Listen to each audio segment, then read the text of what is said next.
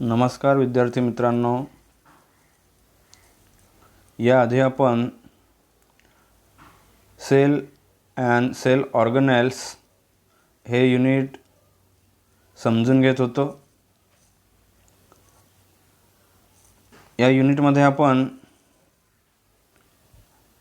Sale organelles समजून घेत होतो।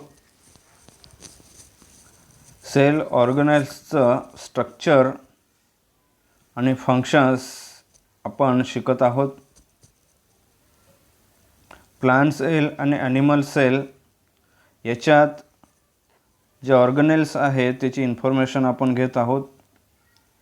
काही ऑर्गनेल्स ही दोन्ही सेल्समध्ये कॉमन असतात आणि काही हे फक्त प्लांट सेलमध्ये असतात आणि ॲनिमल सेलमध्ये ॲब्सेंट असतात। अशा प्रकारची माहिती आपण घेत होतो। या आधीच्या व्हिडिओमध्ये आपण सेल वॉल ह्याची माहिती घेतली होती। Cell wall is only in present in plant cell. त्याच्यानंतर सेल मेम्ब्रेन हे दोन्ही प्रकारच्या सेलमध्ये प्रेझेंट असते, त्यालाच प्लाझ्मा मेम्ब्रेन असे सुद्धा म्हणतात। त्याच्यानंतर आपण सायटोप्लाझम समजून घेतलं। त्याच्यानंतर न्यूक्लियस हा एक महत्त्वाचा पार्ट्स आहे की जो दोन्ही सेलमध्ये प्रेझेंट आहे। जसा ह्यूमन बॉडीमध्ये ब्रेन हा महत्त्वाचा असतो, त्याचप्रमाणे न्यूक्लियस हा देखील महत्त्वाचा असतो। थोडक्यात न्यूक्लियस हा प्लांट सेल आणि ॲनिमल सेलचा ब्रेनच आहे असं म्हणायला काही हरकत नाही। त्याच्यानंतर एंडोप्लाझ्मिक रेटिक्युलम आपण बघितलं। एंडोप्लाझ्मिक रेटिक्युलमचे दोन प्रकार असतात, स्मूथ एंडोप्लाझ्मिक रेटिक्युलम आणि रफ एंडोप्लाझ्मिक रेटिक्युलम। अशा प्रकारे आपण त्यांचे स्ट्रक्चर आणि फंक्शन समजून घेतले होते। त्याच्यानंतर आपल्याला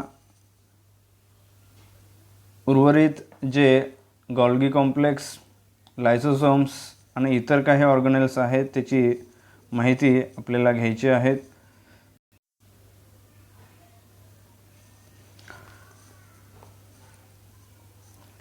Golgi complex, Golgi, Camillo Golgi हे एका सायंटिस्टचं नाव आहे। He described the Golgi complex for the first time. He developed the staining technique called black reactions, and with the help of it, he studied nervous system. त्यांनी ह्या टेक्निकच्या साहाय्याने nervous सिस्टीमचा अभ्यास केला आणि म्हणून त्यांना he won the Nobel Prize of 1906 along with Santiago Cajal for the study of structure of nervous system. Study of structure of nervous सिस्टीमचा अभ्यास केला म्हणून त्यांना नोबेल प्राइज मिळालेला आहे। त्यांनी सर्वप्रथम गॉल्गी कॉम्प्लेक्सचा अभ्यास केला आहे। Golgi complex is made up of 5 to 8 hollow and flat sacs placed parallel to each other. अशा प्रकारे ह्या पॅरेलल फ्लॅट सॅक्स असतात, ते 5 ते 8 ह्याच्यामध्ये ग्रुपमध्ये ते असतात। These sacs are called cisternae and are filled with different enzymes. म्हणजेच हे जे काय आहेत, प्रत्येक सॅक्स आहे त्याला आपण पिशवी असं म्हणतो, तर त्या प्रत्येकाला सेपरेटली सिस्टर्नी असे म्हणतात आणि ह्याच्यामध्ये वेगवेगळ्या प्रकारचे एन्झाईम्स फिल्ड केलेले असतात। The proteins coming from endoplasmic reticulum are enclosed in vesicles which come towards Golgi complex via cytoplasm. म्हणजेच जे प्रोटीन्स असतं ते एंडोप्लाझ्मिक रेटिक्युलमकडून ह्या गॉल्गी कॉम्प्लेक्सपर्यंत येत असते with the help of cytoplasm, म्हणजे त्या सायटोप्लाझमच्या साहाय्याने किंवा त्याच्या through. They fuse with the formation phase of Golgi membrane and empty their content in the cisternae. आणि मग जे इकडनं आल्यानंतर ते हे जे काही सिस्टरने आहे त्याच्यामध्ये ते कंटेंट आहेत ते एम्प्टी करत असतं.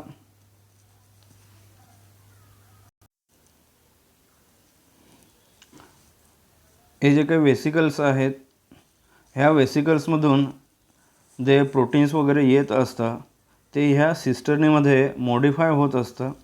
ते मॉडिफाय झाल्यानंतर पुन्हा ह्या न्यू वेसिकल्स तयार होत असतात आणि त्या वेसिकल्सच्या माध्यमातून ते पुन्हा इतर ऑर्गनेल्सपर्यंत घेऊन जाण्याचं काम हे गोल्गी कॉम्प्लेक्स करत असतात. As they pass through the cisternae they are chemically modified with the help of enzymes.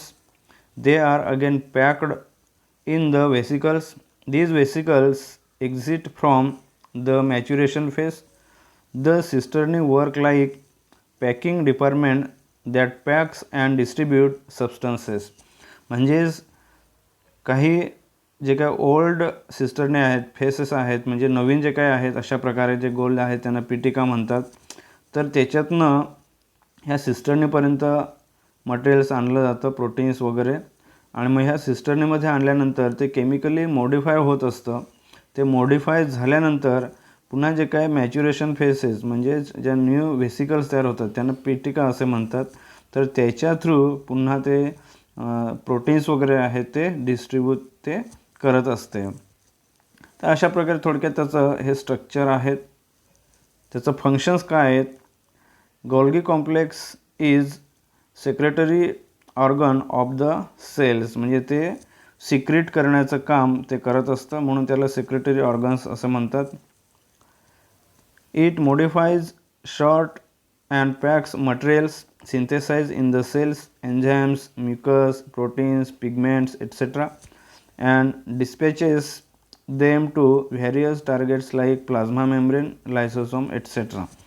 म्हणजेच ह्याच्यामध्ये जे काही वेगवेगळ्या प्रकारचे प्रोटीन्स असतील एन्झाइम्स म्युकस किंवा इतर काही जे काही असतील तर त्याला सिंथेसाइज करणं मॉडिफाय करणं आणि प्लाझ्मा मेम्ब्रेनपर्यंत किंवा लायसोसोमपर्यंत डिस्पॅच करणे किंवा डिस्ट्रीब्यूट करण्याचं काम हे गोल्गी कॉम्प्लेक्स करत असते. It produces vacuoles and secretory vesicles. तसेच हे जे काही गोल्गी कॉम्प्लेक्स आहेत ते व्हॅक्युअल्स म्हणजे रिक्तिका तयार करत असते आणि तसेच सेक्रेटरी व्हेसिकल्ससुद्धा ते तयार करत असते. It helps in the formation of cell wall plasma membrane and lysosomes. म्हणजेच ते सेल वॉल प्लाझ्मा मेम्ब्रेन आणि लायसोसोम्स फॉर्मॅट करण्यासाठी हेल्प करत असते. अशा प्रकारे आपण गोल्गी कॉम्प्लेक्सचं स्ट्रक्चर आणि फंक्शन्स समजून घेतले.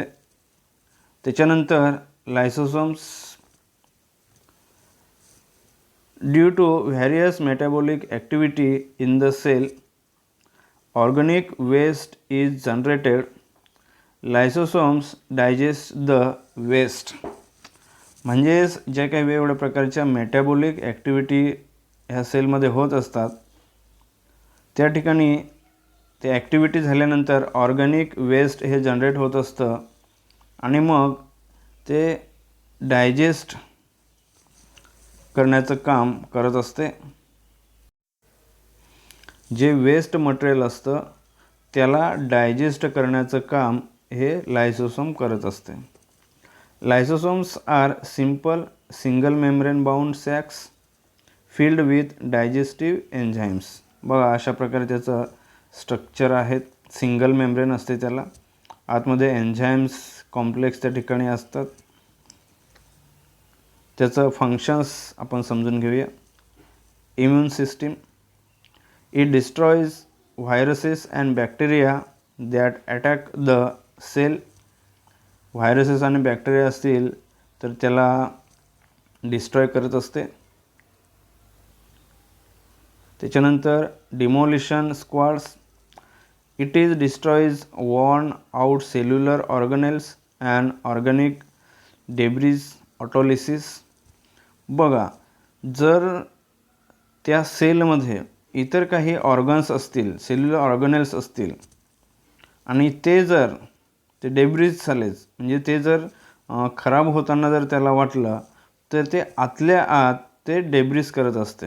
म्हणजेच ते ऑटोलिसिस त्याला डिस्ट्रॉय करण्याचं काम हे लायसोसोम्स करत असते आणि म्हणूनच त्याला सुसाईड बॅग असे सुद्धा म्हटलेलं आहे.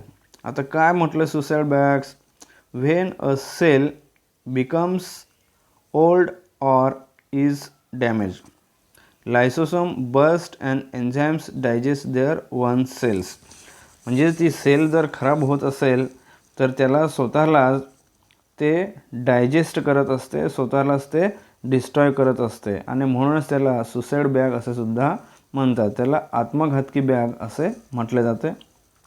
During starvation lysosomes digest stored proteins fats. म्हणजे जेव्हा स्टार्वेशन असतं त्यावेळेस ते स्टोअर केलेले प्रोटीन्स किंवा फॅट्स आहेत त्यालाच डायजेस्ट करीत असते. अशा प्रकारे आपण थोडक्यात लायसोसोम्सचं फंक्शन्स या ठिकाणी सांगितलं, एक्सप्लेन केलं. त्याच्यानंतर एक महत्त्वाचा ऑर्गन्स तो म्हणजेच मायटोकॉन्ड्रिया. मायटोकॉन्ड्रियाला पॉवर हाऊस असे सुद्धा म्हटलेलं आहे. तर त्याला पॉवर हाऊस असे का म्हटले आहेत ते आपण या ठिकाणी समजून घेऊ. Each cell requires energy and this energy is produced in the mitochondria. बघा आपल्याला माहिती आहे वेगवेगळ्या प्रकारची कामं केल्यानंतर एनर्जी रिलीज होत असते आणि एनर्जी रिलीज झाल्यानंतर पुन्हा आपल्याला न्यू एनर्जीची गरज असते. त्याचप्रमाणे त्या प्रत्येक सेलला एनर्जी आवश्यक असते आणि हे जे काही एनर्जी आहे ती ह्या मायटोकॉन्ड्रियामध्ये प्रोड्यूस होत असते. Under the electron microscope a mitochondrion is seen as double membrane structure. जर आपण इलेक्ट्रॉनिक मायक्रोस्कोपमध्ये ते पाहिले तर आपल्याला ते डबल मेम्ब्रेन त्या ठिकाणी दिसेल. बघा इथं एक इनर मेम्ब्रेन आणि आउटर मेम्ब्रेन, म्हणजे डबल मेम्ब्रेन त्या ठिकाणी आहेत. डबल मेम्ब्रेनपासून ते तयार झालेले आहेत. आउटर मेम्ब्रेन इज पोरस and the inner membrane is deeply folded. बघा आउटर मेम्ब्रेन हे पोरस आहेत, म्हणजे त्या ठिकाणी छोटे छोटे छिद्र असतात आणि इनर मेम्ब्रेन जे आहेत ते फोल्डेड आहेत. या ठिकाणी आपल्याला हे फोल्ड झालेल्या ठिकाणी दिसत आहेत. These folds are called cristae. हा जो काही फोल्ड झालेला आहेत ह्या प्रत्येक फोल्डला क्रिस्टी असे म्हणतात. The inner cavity is filled with proteinaceous gel like matrix containing ribosomes, phosphate granules and DNA. म्हणजेच ह्या कॅव्हिटीमध्ये जी काही इनर कॅव्हिटी आहेत म्हणजे जो आतला भाग आहे त्याच्यामध्ये ribosomes, phosphate granules and DNA असते. Therefore it can produce its own protein. ते स्वतः प्रोटीन प्रोड्यूस करत असते विथ द हेल्प ऑफ एन्झिमच्या साहाय्याने. Mitochondria oxidise carbohydrates and fats in the cell. The energy released in this process is stored in the mitochondria in the form of ATP. ATPच्या माध्यमाने energy store ते करत असते. ATP म्हणजेच adenosine triphosphate. Plant cells have less mitochondria than animal cells. Plant सेलमध्ये मायटोकॉन्ड्रियाचं प्रमाण हे कमी असतं आणि ॲनिमल सेलमध्ये जास्त असतं. त्याचं महत्त्वाचं फंक्शन्स काय आहेत बघा. To produce energy rich compound, म्हणजे ते एनर्जी प्रोड्यूस करत असते in the form of ATP. Synthesise of protein, carbohydrate, lipids etcetera by using the energy in ATP. Carbohydrates, proteins, lipids इत्यादी ते सिंथेसाइज करत असतं. इथे एक महत्त्वाची इन्फॉर्मेशन्स दिलीत. Mitochondria are absent in RBCS. RBCS एक सेल आहेत आणि आपल्याला माहिती आहे त्याला आपण रेड ब्लड कार्पस्कल्स असे म्हणत असतो. तर त्याच्यामध्ये हा मायटोकॉन्ड्रिया ॲब्सेंट असतो. Due to this the oxygen which is carried by them is not use for themself. आता RBC आपल्याला माहिती आहे RBC ह्या ज्या काही सेल्स आहेत त्या ऑक्सिजन कॅरीड करत असतात आणि जर मायटोकॉन्ड्रिया जर त्याच्यात असलं तर ते मायटोकॉन्ड्रिया काय करणार, ते ऑक्सिजनच्या सहाय्याने ते स्वतः एनर्जी तयार करणार आणि त्याने जर स्वतः एनर्जी तयार करून घेतली तर इतर ऑर्गनपर्यंत, इतर सेलपर्यंत ऑक्सिजन जाणार नाहीत आणि म्हणूनच RBCSमध्ये मायटोकॉन्ड्रिया ह्या ॲब्सेंट असतात. तर विद्यार्थी मित्रांनो, अशा प्रकारे आपल्याला थोडक्यात मायटोकॉन्ड्रियाचं स्ट्रक्चर अँड फंक्शन्स सांगता येईल. याआधी आपण जे गॉल्गी कॉम्प्लेक्स बघितलं, त्याच्यानंतर लायसोसोम बघितलं आणि त्याच्यानंतर आपण मायटोकॉन्ड्रिया बघितलं. तर या तिन्ही ऑर्गनेल्सचे आपण स्ट्रक्चर आणि फंक्शन्स समजून घेतले. त्याच्यानंतर या युनिटमधील राहिलेला उर्वरित जो काही भाग आहेत तो आपण नेक्स्ट व्हिडिओमध्ये समजून घेऊया. आता आपण इथं थांबूया. थँक्यू.